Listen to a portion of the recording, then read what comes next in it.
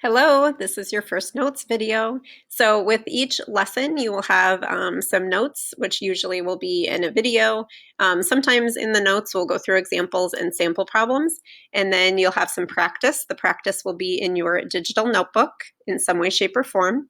And then you will have some sort of a assessment, exit ticket, mini quiz, homework check, whatever that may be. So for your notes today, you will need your blue notes packet. Everyone should have gotten a copy of this. If you don't have a copy of it, if you have a printer, it is in the, if you go to your chemistry Schoology page, it will be in the current weeks folder. It will be in week 1 under handouts for class handouts. Anyway, so the notes packet is kind of an outline for you as we go through to take notes. If you don't want to use the notes packet, that's fine. But then just write the notes down in your regular notebook. So either way is fine with me. But this kind of gives you a one-stop shop for all your notes. If you are taking notes in your notebook, make sure that all your chemistry notes are together in one spot. So you don't have chemistry notes and then the next page is math notes and then social studies notes. You'll want to keep everything for science together with science. All right. So in class, whether you're in class or virtual, whether we're on a Google Meets call, or you're typing things into a discussion board or on Flipgrid, anything like that. These are the class norms that I want everyone to go by. So in Avid, they use the AEIOU. So I want you to ask questions. Chemistry is difficult and it's okay to not know how to do something. So just make sure you ask questions either with me or a study buddy in class. Engage fully, that's a huge one. Make mistakes, at least try. And then once you've made those mistakes, excuse me, you can go back and fix them and kind of understand your thinking a little better. Integrate new information, open minds to diverse ideas. Sometimes I'll explain something until I'm blue in the face. And your neighbor says something, says like 3 words, and it just clicks with you. So always be open to working with others and asking for help. And then, of course, utilize what you learn. All right, I kind of touched on this, but for the format of the class, you'll have a video lesson, you'll have some practice in your digital notebook, and then you'll have some sort of formative or summative assessment. All right, here we go. Grab out your blue notes packet. Here is the first set of notes. So if you need to pause this to make sure you get them written down, make sure you do that. So matter is anything that has mass and takes up space. So the desk, you, air. Air does take up space. That's why when you blow in a plastic baggie, the baggie inflates. So things that are not matter would be things like sound, heat, light, energy.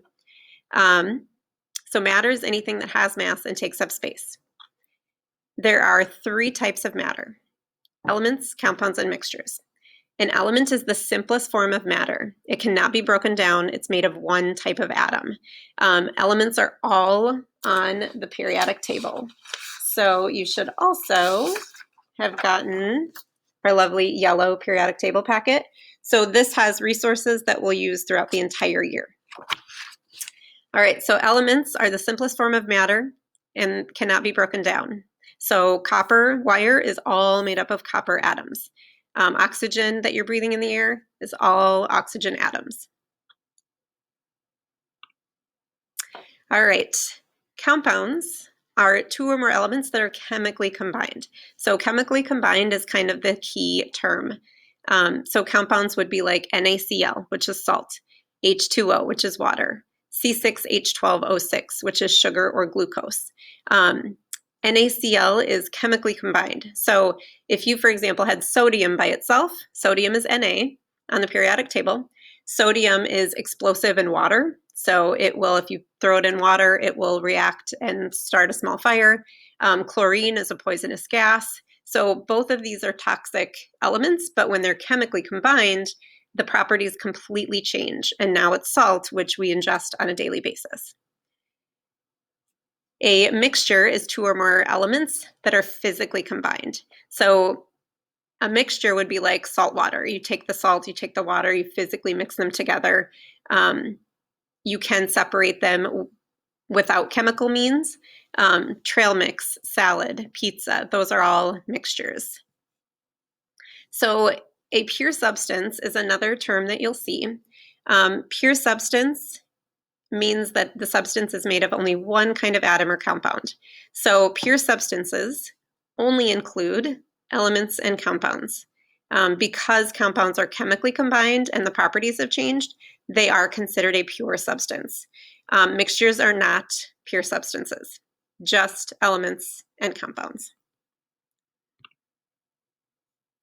All right, so here you can list at least 5 examples of elements, compounds, mixtures, and classify each below.